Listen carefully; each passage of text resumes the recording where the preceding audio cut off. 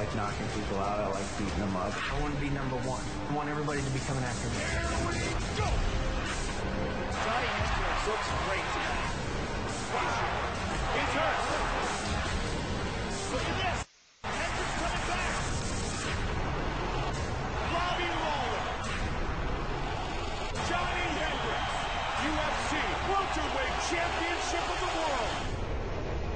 UFC 181 tomorrow from Vegas, featuring 2 championship fights. UFC analyst Chael Sonnen is with us this morning. And let's start with the main event. We just heard Hendricks versus Lawler, welterweight belt here. Now, back in March, Hendricks won, unanimous decision. What did you take away from that fight? That's right. This is a rematch. And tomorrow's night's fight is going to look a lot the same in that this is an offensive battle. Neither one of these guys are counterpunchers. Neither one of these guys is known for their head movement. Whichever athlete has the most output tomorrow night, whichever athlete touches his opponent the most is going to win. The big take for Johnny Hendricks is he must force that college national championship wrestling, whether it works or not. And it failed a lot in the first fight.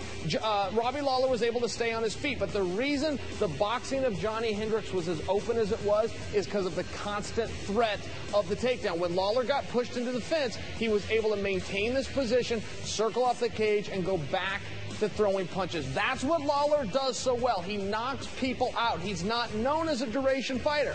This is a potential for a 5-round fight. That's not great for Lawler, but he's done it before and he's had success. All right, I want a winner. Give me a prediction here. I like Johnny Hendricks. I think he leaves with the belt, but I think it's going to be a continuation of the first fight. I don't think we're watching a rematch. I think we're going to see rounds 6 through 10. This is going to be a dogfight, but it favors Hendricks. All right, there's another match, the co-main event. That is Pettis versus Melendez, lightweight championship here. And Pettis is dangerous. What makes him so dangerous against Melendez? Okay, it's all of the intangibles. You never know what Anthony Pettis is going to do. He's famous. He was one of the first UFC fighters for making it on Sportscenter. He ran up the cage and kicked an opponent in the face for a world title fight.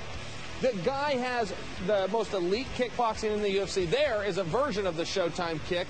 There is a Showtime kick against Joe Luzon. He puts it down, and here's the move I'm talking about. Boom. That's against Benson Henderson. One of the greatest UFC fighters ever had that move done to him. You never know what Pettis is going to do. If you're looking at striking, and I think this is a striking match, everything favors Pettis, from speed to footwork to power. It's a little Spider-Man move. Hard to defend here. Who do you got here? I'd like to see you try it off this wall right here. I wouldn't come back. That might make a highlight, too. You want to know who I got? I think that the champ, Anthony Pettis, leaves with the title. I think we see a great fight, but I think Gilbert Melendez will stand in the pocket being tough. He's gritty and tough, but I don't know that he's a thinker quite like Anthony Pettis. If I did that, it would be the highlight and the end of my ESPN I would career. Still love it. Let's do it. Let's retire tonight. I'll take my jacket off. We'll do it during commercial break, all right? Chael Sonnen with us. UFC 181 tomorrow in Vegas. You really think you could do it? I'd like to see that. Ellis